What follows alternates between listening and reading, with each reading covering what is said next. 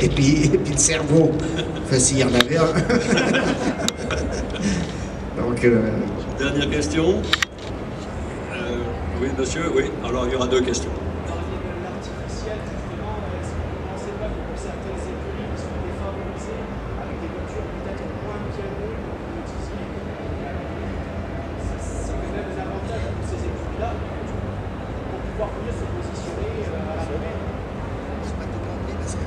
La F1, ça m'a rendu un peu sourd. C'est le bruit, c'est des bons bruits à l'époque. Oui, rapprochez-vous.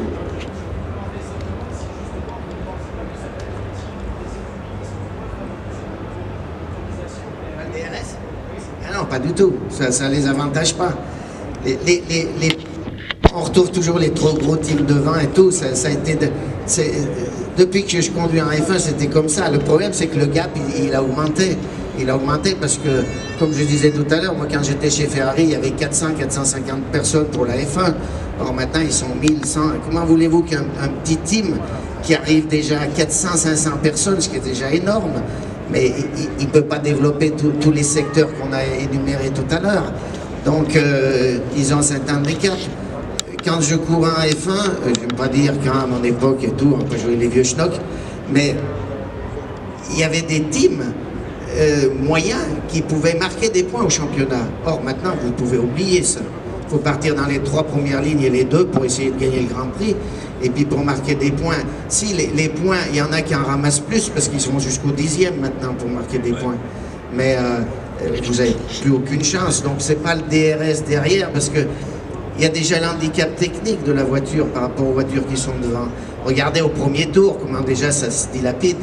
Et c'est à la queue leu-leu, mais il y a déjà des gaps qui sont extrêmement importants. L'année dernière, par exemple, il y a eu un seul Grand Prix sur le podium duquel il y avait autre chose que Ferrari, Mercedes ou Red Bull. C'était Pérez, sauf erreur, en Azerbaïdjan.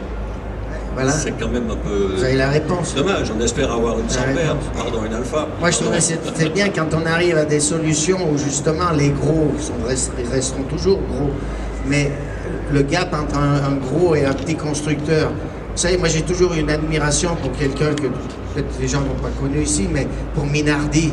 Minardi, moi je pourrais jamais faire ce qu'il a fait. Pour être là, être en F1, mais faire de la figuration. Bon, il a ramassé quelques points. Il a fait quelques points, oui. Et puis il a formé des pilotes, et puis maintenant Minardi c'est devenu Red Bull, et ils sont toujours à Faenza en Italie. Mais il faut Toro Rosso, pardon. Il faut une motivation, une envie, une foi pour faire ça. Moi, je peux pas. Moi, ce qui m'a toujours motivé, comme les équipes pour lesquelles j'ai conduit que pour des équipes, des grosses équipes, fortes, compétitives, c'est la gagne qui vous tire. Or, quand vous savez que vous allez là et vous dites, punaise, si j'arrive dans les 6 premiers, je marque un point.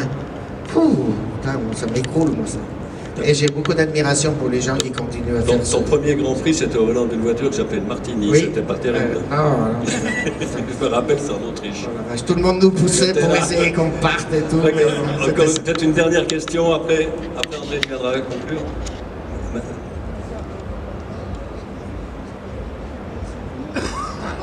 Dans quelle écurie tu as les plus beaux souvenirs? Je ne vais pas répondre.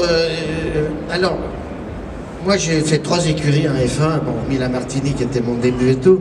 J'ai fait Renault avec 4 ans. Et Renault est parti en F1.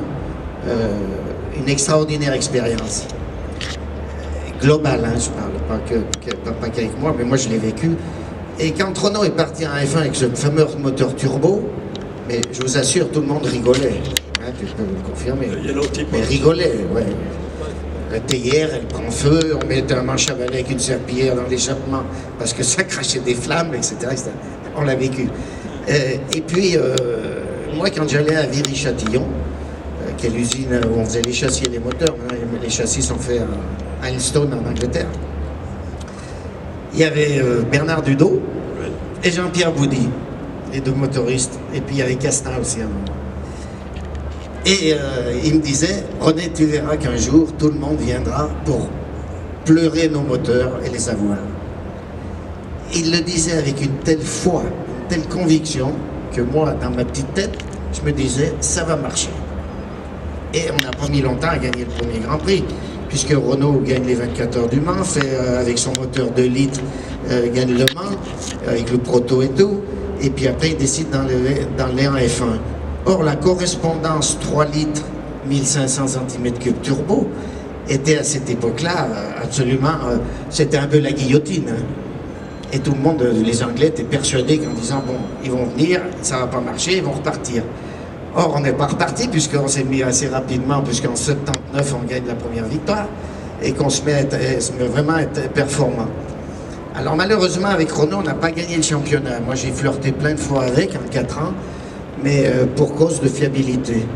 Je ne sais pas si vous vous rappelez, Rosberg gagne Dijon, je ne sais plus en quelle année, moi j'étais en tête, encore une fois 81, en tête. 81. Ouais. Et puis, moi, à 8 tours de la fin, je casse le turbo et j'abandonne. Mais j'avais beaucoup d'avance. Et Rosberg gagne la course. Rosberg gagne le championnat du monde cette année-là, en gagnant un Grand Prix. Si je gagne le Grand Prix avec la Renault, il est champion du monde sans avoir gagné de Grand Prix. Vous voyez à quel point c'était incroyable. Et donc, ces années-là, pour moi, ont été fabuleuses. Et on a vraiment progressé. Avec des problèmes techniques, parce que moi, je suivais ça, j'allais tout souvent à Viry, qui étaient incroyables. Les pistons qui fondaient, les goujons de culasse qui sont gros comme ça, et il y en avait plein de partout qui s'allongeaient, avec la pression du turbo. Et donc, Renault a dû justement être le pionnier de ces moteurs et développer ces moteurs. Il est arrivé un moment où, bien entendu, ils ont su marier un peu performance et aussi fiabilité, entre parenthèses. Et donc, à partir de ce moment-là, on a eu des résultats et on s'est bien régalé. Moi, j'étais en tête à Monaco, avec la Renault. Vous êtes en tête à Monaco? Ah bah oui, ouais. Oula. Mais bien sûr. Mais j'étais en pôle d'ailleurs aussi, non? Oui. Ouais, j'ai fait la pôle à Monaco avec le turbo. Hein. Le turbo de l'époque, pas maintenant, il n'y a plus de temps de réponse. Et je pars en tête, et puis malheureusement à la piscine, je casse 20 cm de jupe et je me vire, bien entendu. Même je reste sur le carreau, puisque le démarreur, c'est un démarreur pneumatique, et ça fait comme ça, puis ça s'arrête. De toute façon, j'avais cassé ma jupe, donc j'étais plus très performant.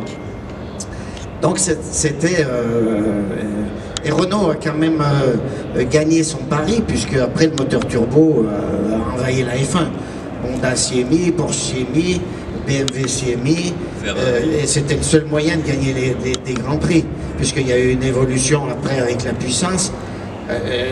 Pour vous donner quand même quelques chiffres, on était arrivé, et ça c'est pas moi qui l'invente, c'est qui l'invente, qui le dit, c'est Bernard Dudot, puisque un jour je lui ai dit, punaise Bernard, quand on avait 1300 chevaux avec les moteurs de qualif, on avait des moteurs qui faisaient que la qualif. Hein. Et il me dit non, pas 1300, 1500. Donc pour 650 kg de voiture à l'époque. Hein. Donc vous voyez la performance de ces moteurs pour un 1500 cm3, où le temps de réponse avait vraiment diminué. Et on pouvait vraiment utiliser cette puissance. Hein. Bon, pas en course parce que motif fiabilité, mais on courait avec des 1200 chevaux en course, puis on avait un boost de 100 chevaux pour les dépasser, on n'avait pas le DRS, là, machin. On avait le nôtre DRS, mais tout le monde l'avait celui-là. Donc après ça, c'est Ferrari. Alors, qui au sein de la F1 ne rêve pas un jour de conduire pour la Scuderia? Personne, tout le monde veut y aller. Donc j'ai été contacté par M. Ferrenzo, juin 82, et puis on m'aurait dit d'y aller à pied et faire le marathon. J'y serais allé à pied avec mes baskets, ça c'est certain. Et là j'ai passé déjà un moment extraordinaire, puisque j'y suis allé sans avocat et sans manager. Moi je voulais personne. J'étais peut-être un peu égoïste ce jour-là, mais quelqu'un qui m'avait fait autant rêver, qui me contactait par l'intermédiaire de son directeur sportif, pour éventuellement conduire avec lui, je voulais vraiment partager ce moment qu'avec lui.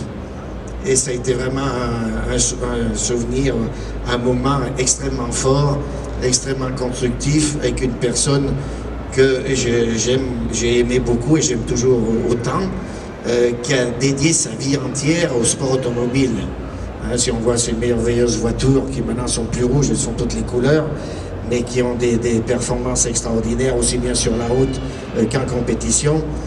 Donc on a mangé en face à face. Hein, j'étais un peu intimidé, hein. C'est comme le petit garçon devant l'arbre de Noël, mais l'arbre de Noël c'était pas la Ferrari longue comme ça, c'était celle-là. Et donc il m'a mis vraiment à l'aise, il a été extraordinaire.